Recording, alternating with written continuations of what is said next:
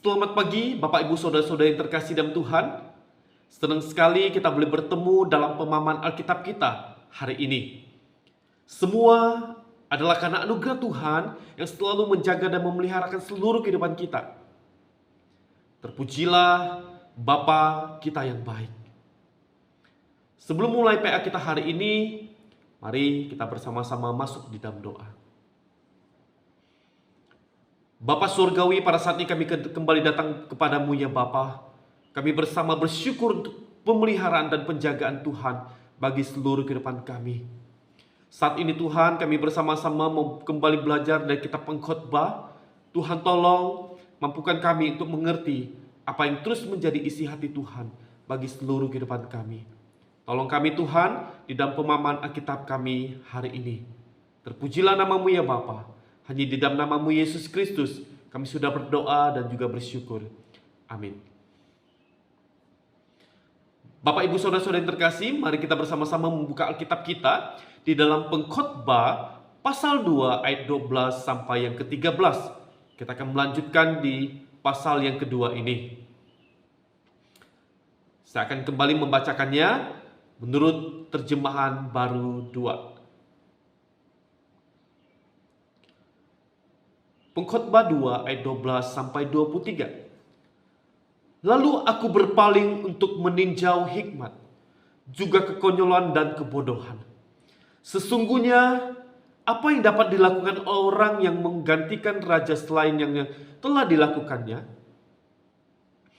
Aku melihat bahwa hikmat lebih bermakna daripada kebodohan. Seperti terang lebih berguna daripada kegelapan. Mata orang berhikmat ada di kepalanya, sedangkan orang yang bodoh berjalan dalam kegelapan. Tetapi aku juga tahu bahwa nasib yang sama menimpa mereka semua. Aku pun berkata dalam hati, nasib yang menimpa orang bodoh juga akan menimpa aku.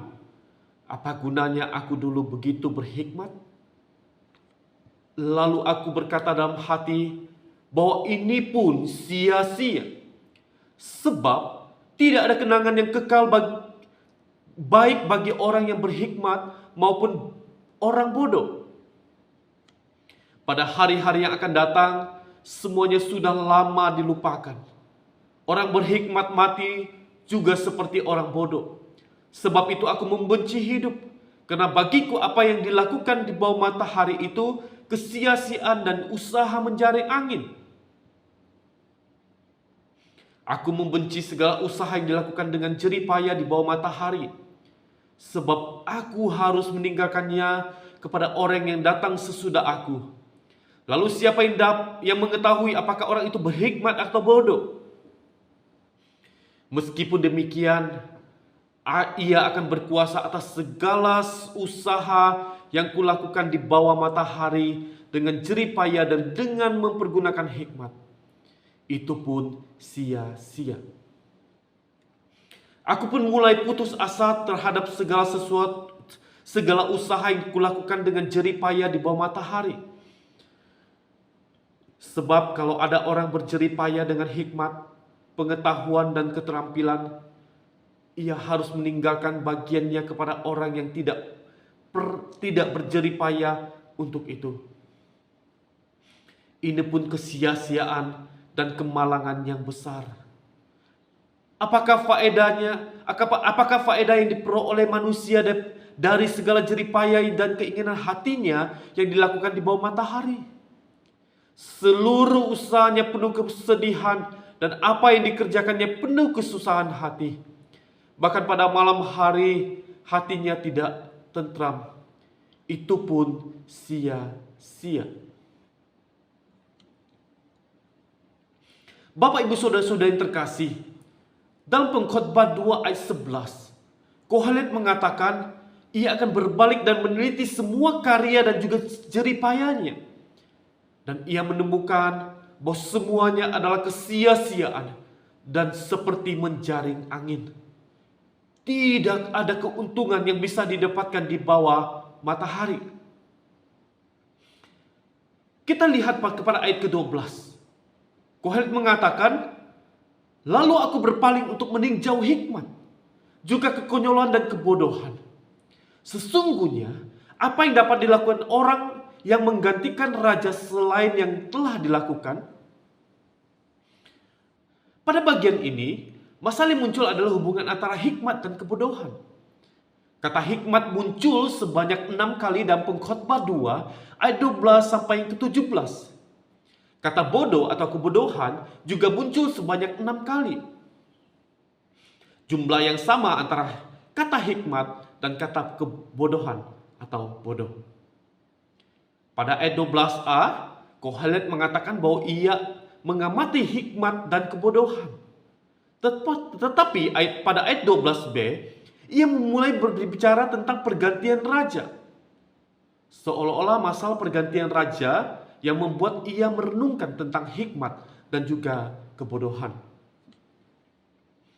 Teks Ibrani yang dimiliki jika diterjemahkan secara harfiah pada ayat 12 ini adalah sebagai berikut.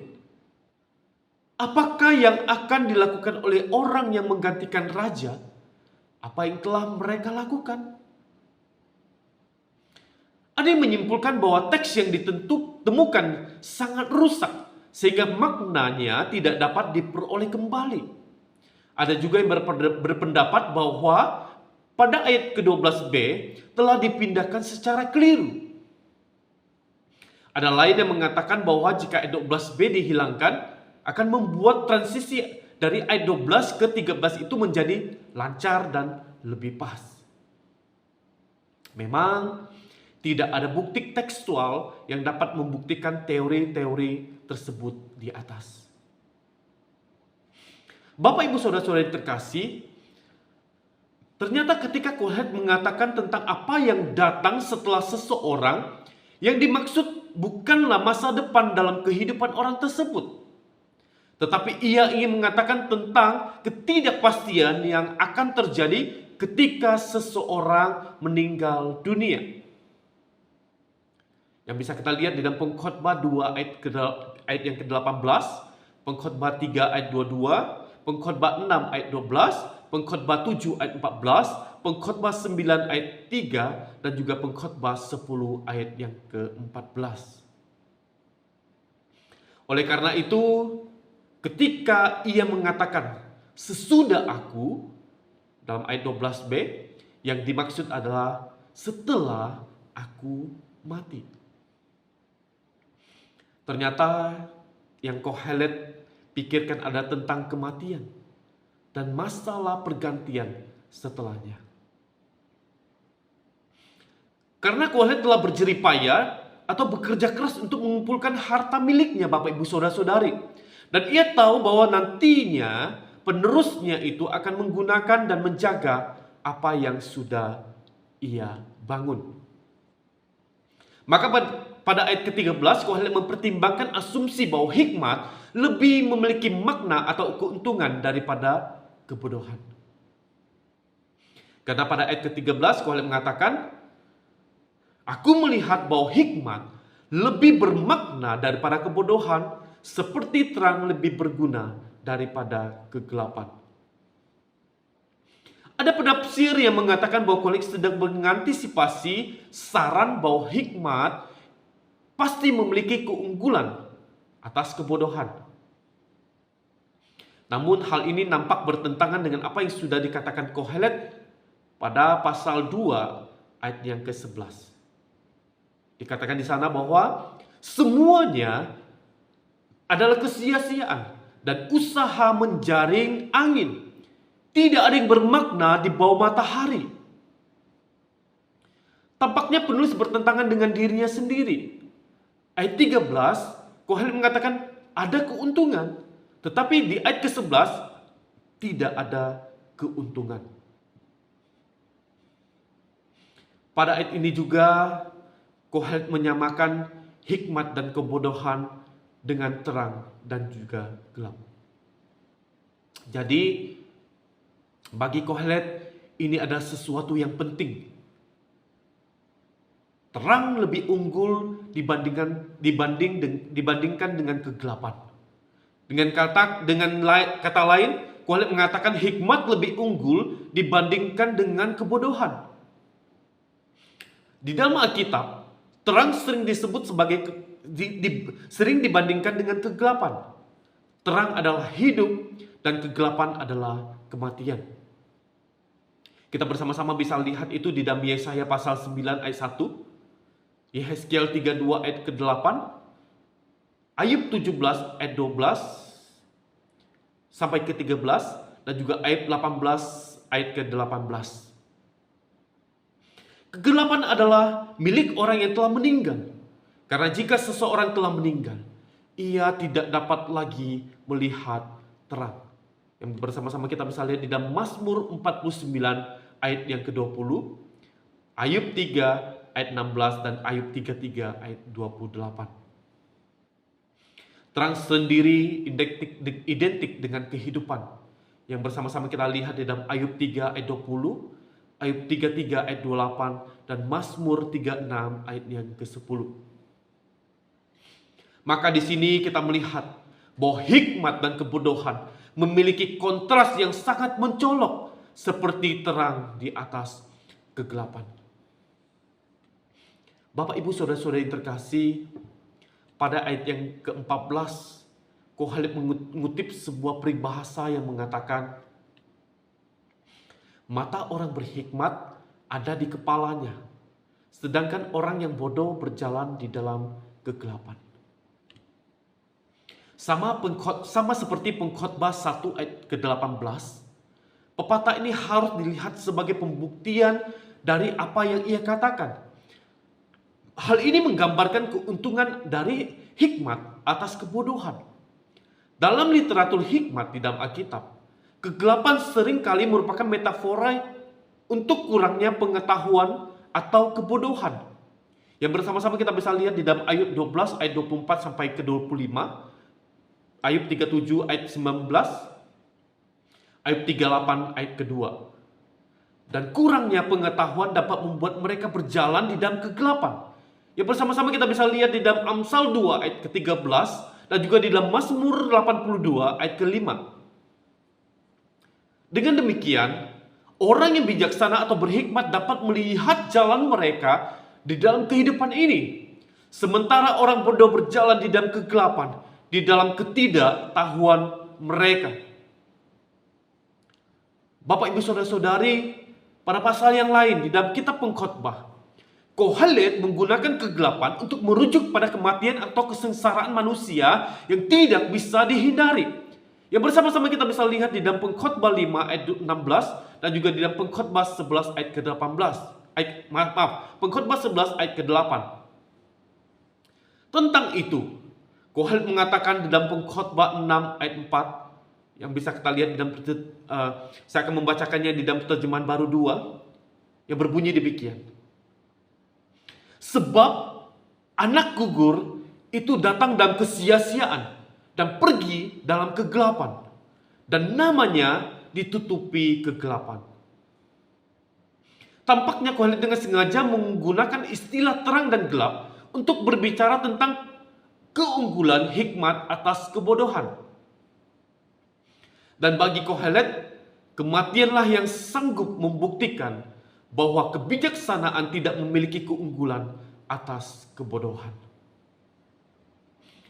Karena baik orang berhikmat maupun orang bodoh akan menempuh jalan yang sama, yaitu kematian.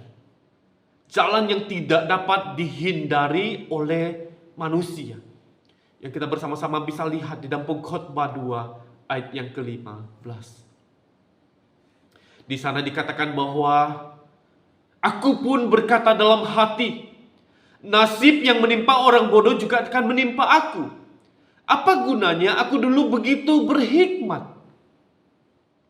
Lalu aku berkata dalam hati bahwa itu pun sia-sia. Koheleth mengatakan, nasib yang sama akan menimpa orang bodoh dan juga akan menimpa orang berhikmat, yaitu kematian. Kematian adalah sebuah realitas yang akan datang kepada siapa saja. Selain orang berhikmat dan orang bodoh, kematian juga datang kepada hewan dan manusia-manusia lainnya. Yang bersama-sama kita bisa lihat di dalam Pengkhotbah 3 ayat yang ke-19. Kematian juga datang kepada orang-orang yang jahat dan juga kepada orang-orang yang benar. Yang bisa kita lihat di dalam Pengkhotbah 9 ayat 2 sampai yang ketiga. Kematian juga tidak pernah membeda-bedakan orang. Jika saatnya tiba, semua orang akan melewati jalan itu, Bapak Ibu Saudara-saudari. Namun orang bijak mengatakan bahwa orang bodoh sudah ditakdirkan untuk mati terlebih dahulu. Kita bisa lihatnya di dalam Amsal 11 ayat ke-19. Sedangkan hikmat menambah umur orang yang mengejarnya. Yang bisa kita lihat di dalam Amsal 2 ayat 21, Amsal 3 ayat 2, Amsal 3 ayat 16, Amsal 4 ayat 10, Amsal 10 ayat 27. Amsal 8 ayat 11 juga mengatakan, karena hikmat itu lebih berharga daripada permata, apapun yang diinginkan orang tidak dapat menyamainya. Selain itu Amsal 13 ayat 14 dan Amsal 14 ayat 27 itu mengatakan, ajaran orang bijak adalah sumber kehidupan, sehingga orang terhindar dari jerat maut. Dan Amsal 15 ayat 24 mengatakan, saya akan membacakan menurut terjemahan BIMK, orang bijaksana mengikuti jalan mendaki yang menuju kehidupan, bukan jalan menurun yang menuju kematian. Mereka yang menemukan hikmat akan menemukan kehidupan, kata Amsal 8 ayat 35. Dan hikmat juga adalah pohon kehidupan bagi mereka yang berpegang kepadanya. Yang bisa kita lihat dalam Amsal 3 ayat ke-18. Bapak Ibu Saudara-saudari yang terkasih, yang dikatakan oleh Kohelet ini adalah merupakan metafora. Karena ketika orang bijak berbicara tentang kehidupan dan kematian, mereka berbicara dengan menggunakan metafora-metafora yang sesuai dengan situasi yang dihadapi atau pengalaman mereka sehari-hari. Yang berarti bahwa orang bijak tidak secara nyata atau luput dari yang namanya kematian. Karena dalam hal kematian, orang bijak tidak memiliki keuntungan apapun. Semuanya akan mati sama seperti orang bodoh. Pada ayat ini juga dikatakan bahwa Kohelet adalah orang yang sangat bijak. Kebijaksanaannya melebihi kebijaksanaan seorang raja. Bahkan melebihi Raja Salomo. Yang menjadi masalah bagi Kohelet adalah ia memiliki banyak hikmat. Karena dengan banyaknya hikmat menghasilkan banyak masalah. Yang sudah kita lihat di dalam Pengkhotbah 1 ayat yang ke-18. Karena hikmat membuat seseorang melakukan segala sesuatu dengan hati-hati tentang semua yang ada di bawah matahari. Orang yang sangat bijaksana juga akan mengalami nasib yang sama seperti orang bodoh. Maka bagi Kohelet semuanya tidak ada gunanya. Setelah kematian pun tidak ada seorang pun yang akan dikenang selamanya.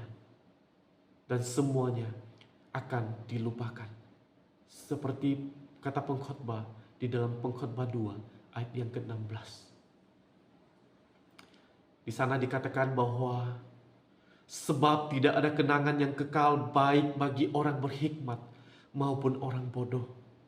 Tetapi pada hari yang akan datang, semuanya sudah lama dilupakan. Orang berhikmat mati juga seperti orang bodoh.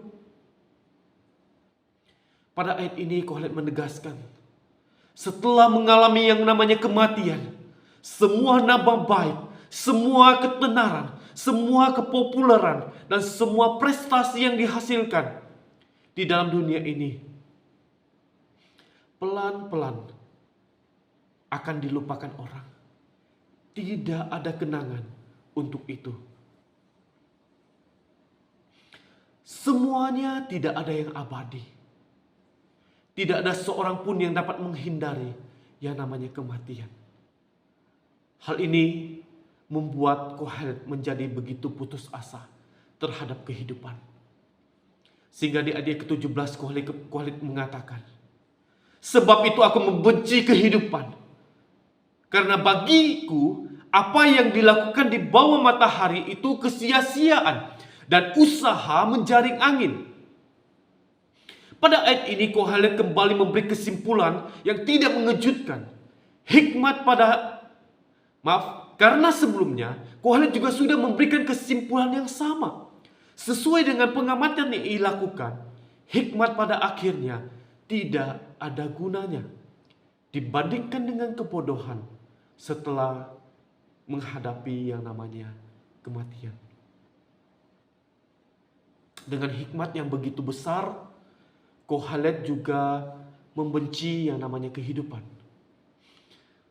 Karena semua yang dilakukan di bawah matahari, semuanya sia-sia dan seperti usaha menjaring angin.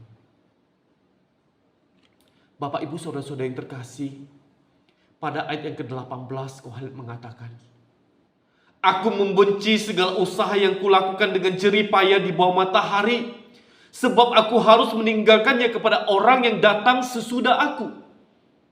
Pada ayat ini, Kohelet kembali menggunakan kata aku membenci. Kata yang sama digunakan di dalam ayat yang ke-17. Namun bedanya adalah, pada ayat 17 Kohelet benci kepada kehidupan. Sedangkan pada ayat ke-18 Kohelet benci yang namanya kerja keras atau jerih payah selama di dalam dunia ini. Semua yang akan terjadi di depan itu begitu membayanginya. Karena pada ayat ini juga Kohelet mengatakan tentang generasi yang akan datang setelahnya, yaitu ketika ia telah pergi dari dunia ini untuk selama-lamanya. Semua yang ia kumpulkan dan ia bangun harus ditinggalkan kepada generasi setelahnya. Kematian juga mengakhiri semua usaha yang ia lakukan dan yang sudah dia perjuangkan selama di dunia ini. Sekalipun ada manusia yang berusaha untuk hidup kekal di dalam dunia ini, namun semuanya sia-sia karena tidak ada seorang pun yang bisa menghindarinya. Pada bagian ini, hikmat bukan lagi sesuatu yang mengganggu, tetapi lebih fokus kepada jerih payah atau kerja keras yang Kohelet lakukan. Bapak, Ibu, Saudara-saudari yang terkasih, kita mau melihat kepada ayat 19 dan yang ke-20. Di sana dikatakan bahwa lalu siapa yang mengetahui apakah orang itu berhikmat atau bodoh? Meskipun demikian akan berkuasa atas segala usaha yang kulakukan di bawah matahari dengan jerih payah dan dengan mempergunakan hikmat, itu pun sia-sia. Aku pun mulai putus asa terhadap segala usaha yang kulakukan dengan jerih payah di bawah matahari. Pada ayat ini sampai ayat 23, tampaknya Kohelet lebih menekankan kepada kerja keras dan bukan kepada hikmat. Kohelet telah melakukan segala sesuatu dengan bijaksana, menemukan bahwa segala sesuatu tidak akan pernah terjadi sesuai dengan apa yang telah dirancang. Karena segala hasil kerja keras tidak dapat dinikmatinya.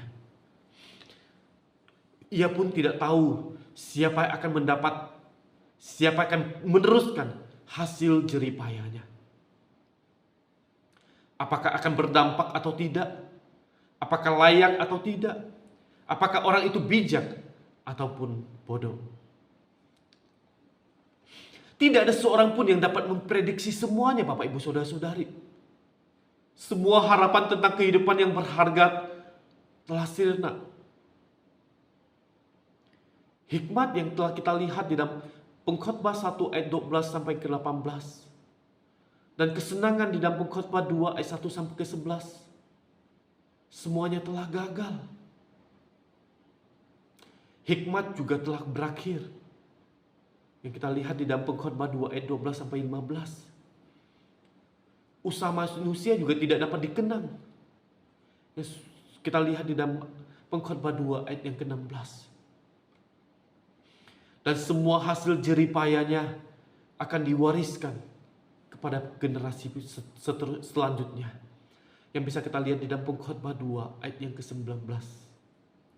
Makanya Kohelet mengatakan bahwa ia mulai berputus asa dengan semua yang telah dan akan dilakukan di bawah matahari. Hal itulah yang membuat Kohelet mengalami kesedihan yang sangat besar, Bapak Ibu Saudara-saudari. Yang bisa kita lihat di dalam pada Pengkhotbah ayat 21. Yang bisa kita lihat di dalam Pengkhotbah 2 ayat 21. Pada ayat ini Kohelet mengatakan semua usaha yang telah ia lakukan,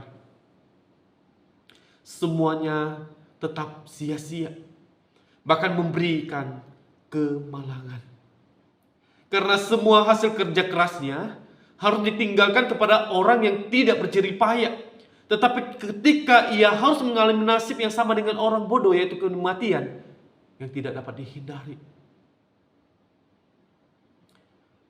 Pada ayat kedua, Kohelet mengatakan, apakah faedah yang diperoleh manusia dari segala jerih payah dan keinginan hatinya yang dilakukannya di bawah matahari?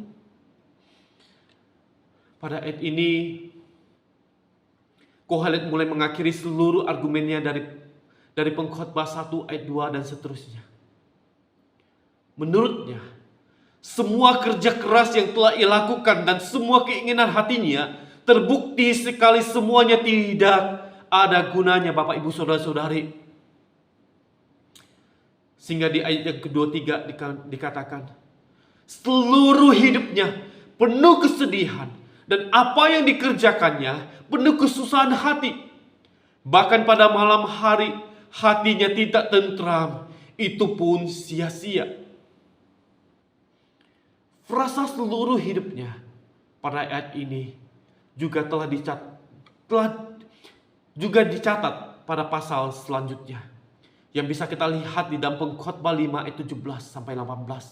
Pengkhotbah 6 ayat 3, Pengkhotbah 6 ayat 12, Pengkhotbah 8 ayat 15, Pengkhotbah 9 ayat 9, Pengkhotbah 11 ayat 9, Pengkhotbah 12 ayat 1.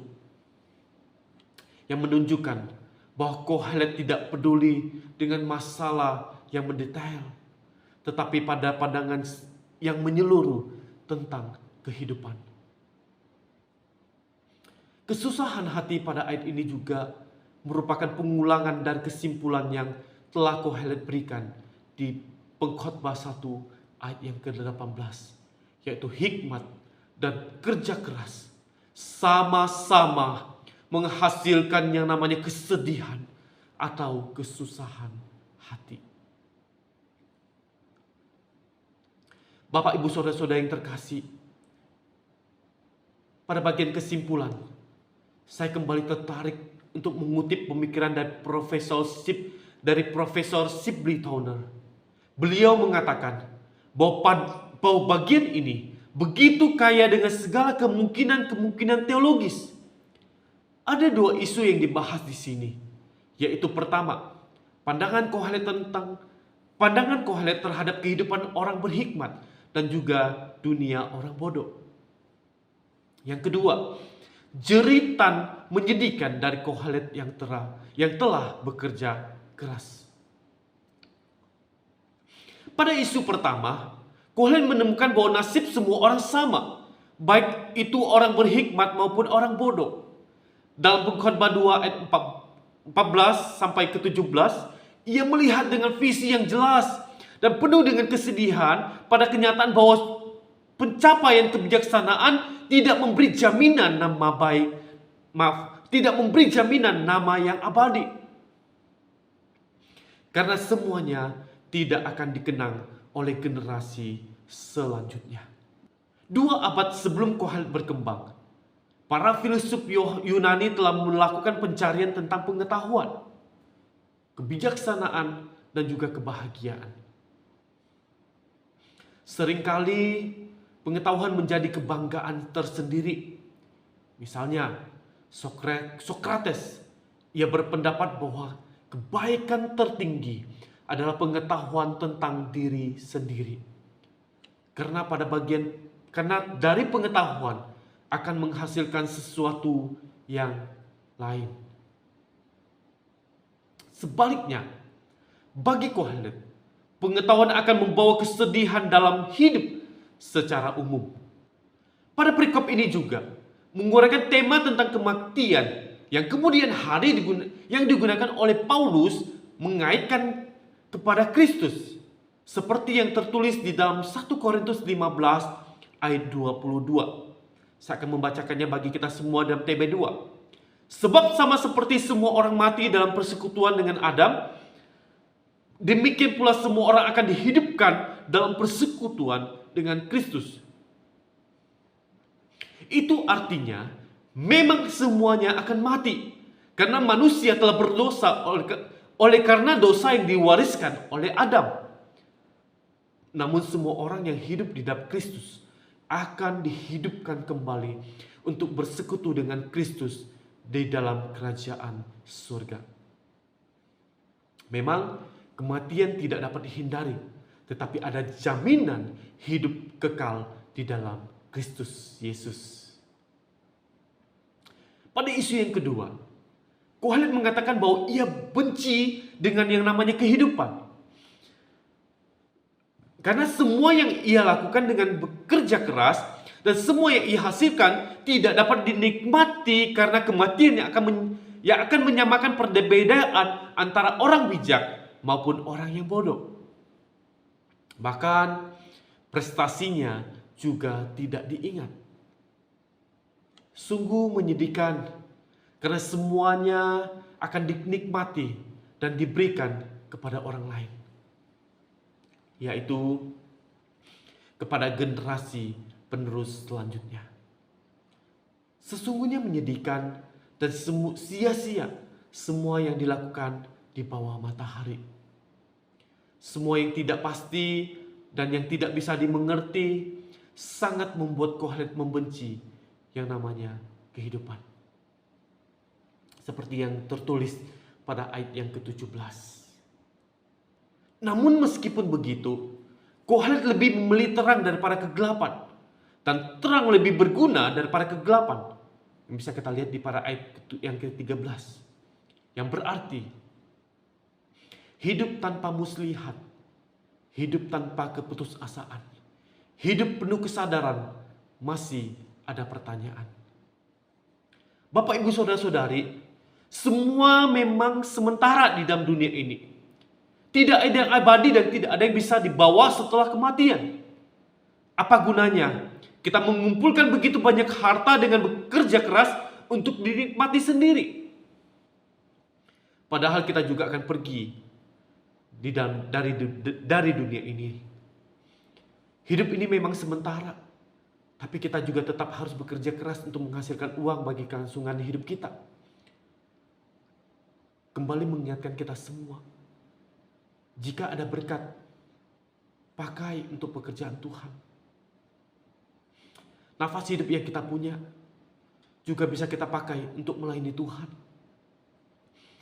Pakai kesempatan selama kita masih ada di dalam dunia ini untuk melayani Tuhan.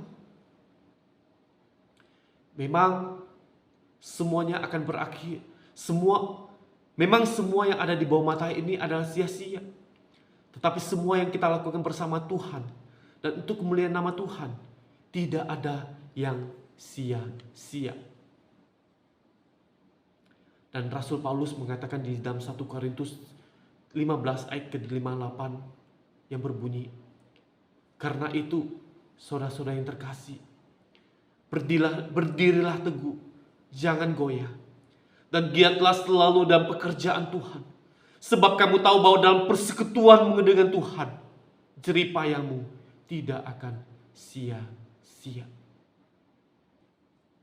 Bapak, Ibu, Saudara-saudara yang terkasih, memang semuanya akan berakhir dalam dunia ini. Tetapi semua yang kita bangun di dalam Tuhan, dan segala jerih payah yang kita lakukan di dalam persekutuan dengan Tuhan, tidak akan sia-sia. Mari kita mau terus berjalan bersama dengan Tuhan. Karena hanya di dalam Tuhan kita mempunyai jaminan kepastian hidup yang kekal. Mari kita mau bersama berdoa untuk menutup pemahaman Alkitab kita hari ini. Mari kita berdoa. Bapa Surgawi, kami sangat bersyukur kepadamu Tuhan.